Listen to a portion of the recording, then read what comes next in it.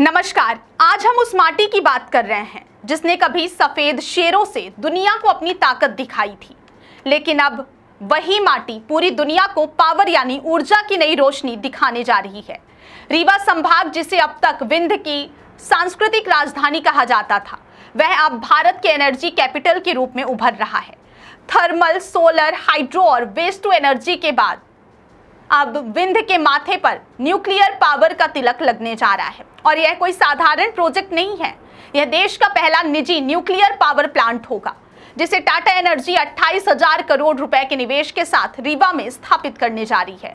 क्या आपके बोरवेल में बार बार पानी की समस्या हो रही है? 30 किलो के लोकल पाइप दे रहे हैं धोखा, बार बार टूटते हैं और खर्च बढ़ाते हैं? तो अब भरोसा कीजिए न्यूट्रॉन केसिंग पाइप पर, एक्स्ट्रा मजबूत, लंबी उम्र के साथ। अब बाजार में मिलने वाले 30 किलो के पाइप को करें बाय बाय और आज ही लगवाएं neutron 40 kg borewell casing pipe. Rewa संभाग अब देश के ऊर्जा मानचित्र पर एक नए और बेहद अहम केंद्र के रूप में उभरता नजर आ रहा है, जहां एक और पहले से ही थर्मल, सोलर, हाइड्रो और वेस्ट टू एनर्जी प्रोजेक्ट्स से बिजली उत्पादन हो रहा है।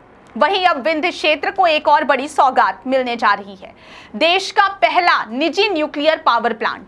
रीवा और आसपास के क्षेत्रों को लंबे समय से मध्य प्रदेश का ऊर्जा हब माना जाता रहा है। सिंगरौली में पहले से ही बड़े थर्मल पावर प्लांट देश की बिजली जरूरतों का बड़ा हिस्सा पूरा कर रहे हैं। वहीं रीवा में 750 मेगावाट का सोलर पावर प्लांट पहले ही सफलता की मिसाल बन चुका है, जिसने भारत को सौर ऊर्जा उत्पादन के नक्शे पर मजबूती से स्थापित किया है। इसके अलावा सिरमौर और सिलपरा क्षेत्र में हाइड्रो पावर परियोजनाएं चल रही हैं, जबकि पहाड़िया में कचरे से बिजली उत्पादन की अनोखी पहल भी इस क्षेत्र को हरित ऊर्जा मॉडल की ओर ले जा रही है। अब इस ऊर्जा श्रृंखला में एक नया और ऐतिहासिक अध्याय जुड़ने जा रहा है। जानकारी के मुताबिक टाटा ग्रुप की टाटा एनर्जी कंपनी रीवा जिले में करीब 28,000 करोड़ रुपए की लागत से न्यूक्लियर पावर प्लांट लगाने की तैयारी कर रही है। यह प्लांट सिरमौर तहसील के क्योंटी के पास रोजौही क्षेत्र में प्रस्तावित है। सबसे खास बात यह रही कि यह देश का पहला निजी क्षेत्र द्वारा विकसित न्यूक्लियर पावर प्रोजेक्ट होगा, जो अब तक केवल सरकारी क्षेत्र तक सीमित रहा है।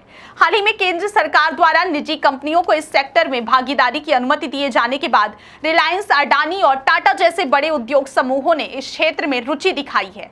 मध्य प्रदेश के डिप्टी सीएम राजेंद्र शुक्ल ने जानकारी दी है कि यह परियोजना पथरीली और बंजर भूमि पर विकसित की जाएगी। उन्होंने बताया कि पहले इस स्थान पर सोलर प्रोजेक्ट प्रस्तावित था, लेकिन वन भूमि की अनुमति न मिलने के कारण वह योजना रद्द हो गई थी। अब उसी क्षेत्र को न्यूक्लियर पावर प्लांट के लिए विकसित करने की तैयारी की जा रही है। प्रशासनिक स्तर पर जमीन अधिग्रहण और अन्य औपचारिकताओं को तेज गति से पूरा करने के निर्देश दिए गए हैं। रीवा संभाग के कमिश्नर बीएस जामोद ने बताया कि परियोजना के लिए आवश्यक भूमि चरणबद्ध तरीके से टाटा एनर्जी को उपलब्ध कराई जाएगी। निजी भूमि का अधिग्रहण कंपनी स्वयं करेगी, जबकि सरकारी भूमि प्रशासन द्वारा उपलब्ध कराई जाएगी। यह न्यूक्लियर पावर प्लांट चरणबद्ध तरीके से विकसित किया जाएगा। शुरुआती चरण में 220 मेगावाट बिजली उत्पादन की योजना है। इसके बाद इसे बढ़ाकर 1000 मेगावाट और आगे चलकर 2400 मेगावाट तक विस्तार करने का लक्ष्य रखा गया है।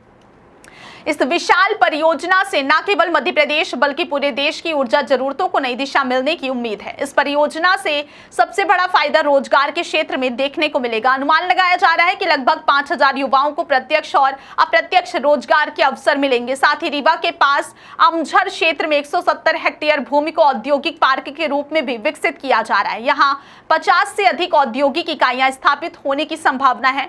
MPIDC के अधिकारियों के अनुसार इस औद्योगिक क्षेत्र को भारत सरकार की औद्योगिक विकास योजना के तहत और भी मजबूत किया जाएगा। वन विभाग ने भी स्पष्ट किया है कि ऑनलाइन आवेदन प्रक्रिया के माध्यम से समयबद्ध तरीके से अनुमति दी जाएगी। कलेक्टर नरेंद्र कुमार सूर्यवंशी ने कहा है कि निवेशकों को हर संभव प्रशासनिक सहायता दी जाएगी ताकि परियोजना तेजी से आगे बढ़ सके। टाटा एनर्जी के प्रतिनिधियों ने भी प्रशासनिक सहयोग की सराहना की है और कहा है कि परियोजना को तय समय सीमा में पूरा करने का प्रयास किया जाएगा। रीवा और विंध्य क्षेत्र पहले से ही ऊर्जा उत्पादन में अग्रणी भूमिका निभा रहे हैं। थर्मल, सोलर, हाइड्रो और वेस्ट टू एनर्जी परियोजनाओं के बाद अब न्यूक्लियर पावर प्लांट इस क्षेत्र को देश का सबसे महत्वपूर्ण ऊर्जा केंद्र बनाने की दिशा में एक बड़ा कदम माना जा रहा है। बहुत बहुत धन्यवाद।